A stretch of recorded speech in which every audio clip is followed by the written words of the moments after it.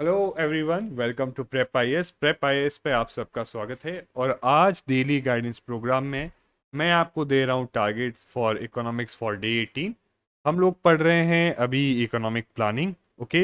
And जो लोग नए हैं, for them see in this programme हम मंडे टू फ्राइडे आपको जो है डेली 5 AM पे टारगेट्स देते हैं। और वो टारगेट्स के बेसिस पे आपको डेली 10 PM पे क्विज भी मिलता है, जो हमारा डेली गाइडेंस का टेलीग्राम ग्रुप है उसमें। अगर ये ग्रुप आपको ज्वाइन करना है तो एक फॉर्म है जो डिस्क्रिप्शन में दे रखा है, आप वो भरिए, आपको इस ग्रुप को ज्वाइन करने का इनवाइट लिंक मिल जाएगा। एंड सैटरडेज एंड संडेज आपको मिलता है कि जो भी आपने Monday to Friday targets cover किए हैं, अगर कुछ बैकलॉग छूटा है तो आप उनको कवर करें। अगर बैकलॉग नहीं है, so in that case you should give a mock test या फिर रिविजन करना चाहिए। Now straightforward jumping to the targets कि देखिए, मैंने एक चीज़ आप सबसे कही थी कि प्लीज़ इसमें एक आपको स्पेशल टास्क दिया था। Right now again I know आप लोगों को लग रहा होगा कि क्या ये बच्चों वाली चीज़ है, but this is very important, okay. So and I haven't seen many of the comments, मैंने कमेंट्स में बहुत कम लोगों को देखा, but still I am again asking you. तो मैं थोड़ा और सिंप्लीफाइड वे में पूछूंगा। सी, तो टाइप्स ऑफ लैंड रिफॉर्म्स में कौन कौन से हुए थे? एक टाइप था जमींदारी का abolition, zamindari system abolition. This was one of the type. What were the other types of land reforms? Please tell me. और दूसरी चीज नीड क्या थी? तो नीड में देखो, पहला दो रीजंस थे प्राइमरी जो एनसीईआरटी में दिए। पहला था कि इक्विटी, कि जो है सब में इक्वली लैंड डिस्ट्रीब्यूट होनी चाहिए। कुछ लोग थे जिनके पास बहुत सारी लैंड थी, कुछ लोग थे जिनके पास लैंड नहीं थी। तो equitable distribution of land, that was one reason. What was the other reason? तो प्लीज़ ये दो चीज़ें कमेंट्स में बताइए। उसके बाद अगला, what is green revolution? I hope by you know that to boost the production, agricultural productivity and production, by how? कैसे इसमें in green revolution, how was the agriculture productivity boosted? So again, that you have to tell. And why was it implemented? I'm sure you know by now, okay. And how did it benefit farmers? ठीक है। सो आपको ये सब मत लिखो, पर भले ही at least इसके लिए मेरे को आप कमेंट्स में कि ग्रीन रेवोल्यूशन से क्या बेनिफिट हुआ, इसके लिए आप जो है फॉर दिस थिंग जो है आप कमेंट्स में मेरे को जो है एटलीस्ट 3 पॉइंट्स तो दीजिए आप कमेंट्स में लिख के कि ग्रीन रेवोल्यूशन ने फार्मर्स को कैसे बेनिफिट किया। ठीक है, please try to do it. ठीक है, यही सब चीज़ें देखो यहाँ पे आप कर लोगे। One benefit is obviously content का, बट अगर आप ये करोगे, इन सब चीज़ों को देखोगे, तो इससे आपको समझ में आता है कि पढ़ते वक्त आपको यूपीएससी पर्सपेक्टिव क्या होता है, यूपीएससी किन चीज़ों पे क्वेश्चन पूछता है। Then coming on to next question which is a very good question. देखो, ग्रीन रेवोल्यूशन का ये पॉजिटिव साइड है कि how did it benefit farmer, 3 point.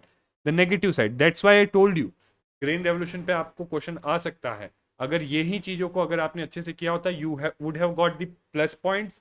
Negative side भी मिल जाता और वे फॉरवर्ड भी यहीं पे मिल जाता। ठीक है। So why despite the implementation of green revolution 65% of India's population continued to be engage in agriculture sector till 1990। In fact इस क्वेश्चन को मैं अगर और इलाबरेट करके लिखूं कि इवन आज की डेट में 45%, अराउंड 45% जो है वर्कफोर्स है, वो एग्रीकल्चर सेक्टर में इंगेज है। तो why this is happening? What is the reason behind this? क्या रीजन है? ठीक है। तो ये कुछ चीज़ें हैं, please try to do it in comments, tell me in the comments. ठीक है। Now as far as targets day 18, so देखो चैप्टर 5 है प्लानिंग इन इंडिया। ठीक है, that is what you have to cover. And यहाँ पे देखो, दिख रहा है बहुत सारा है, बट डोंट वरी, ये सारी चीज़ें नहीं पढ़नी। ठीक है। पहली चीज़, ये प्लान्स आप जरा यहाँ तक आप जो है ब्रीफ में पढ़ लेना, ये रेलिवेंट है। Right, major objectives of planning, ये रेलिवेंट है, ये इनफैक्ट ये इंपॉर्टेंट भी है। ठीक है।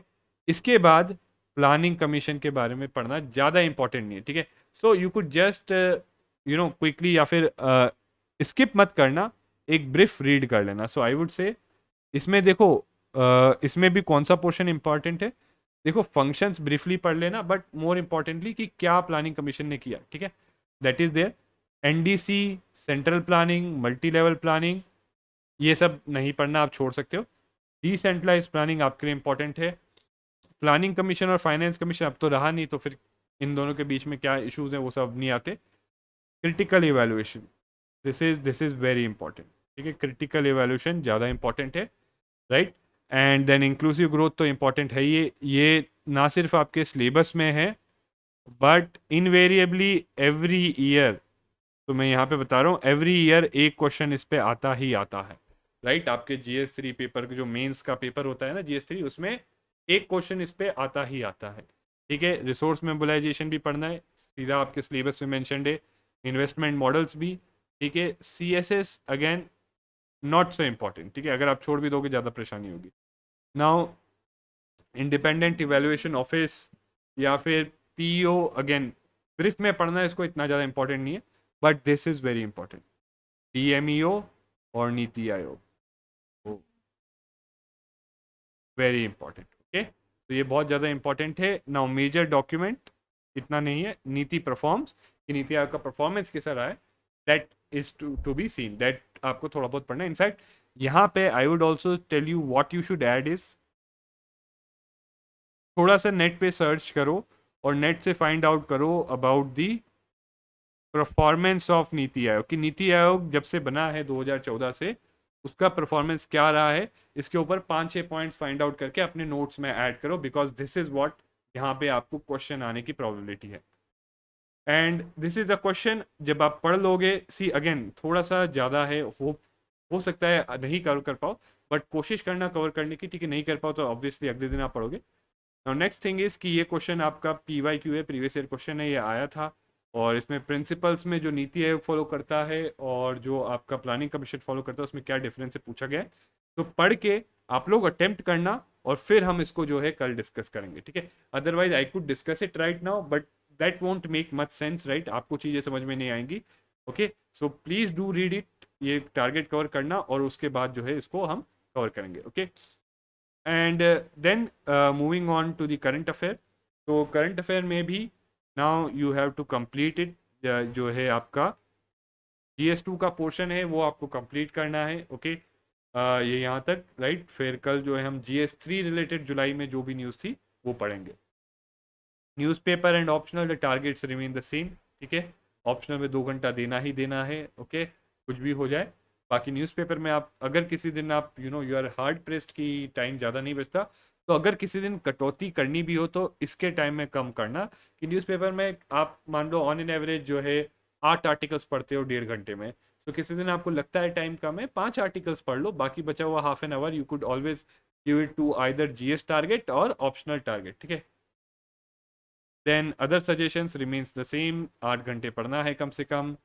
Please do mention your progress in the comments, जो भी प्रोग्रेस है कमेंट्स में बताइए। कोई डाउट क्वेरी तो that to ask in the comments, और डेली आंसर राइटिंग कोर्स चल रहा है, please do join it, okay. So this is it for today's targets, and do subscribe to our channel prep IAS अगर आपने नहीं किया हो तो। और अगर डेली गाइडेंस का टेलीग्राम ग्रुप आपको ज्वाइन करना है, तो उसके लिए जो है रजिस्ट्रेशन फॉर्म है डिस्क्रिप्शन में, आप उसको फिल करिए and you can join that, okay. So this is it for today's target. Thank you very much and see you again tomorrow.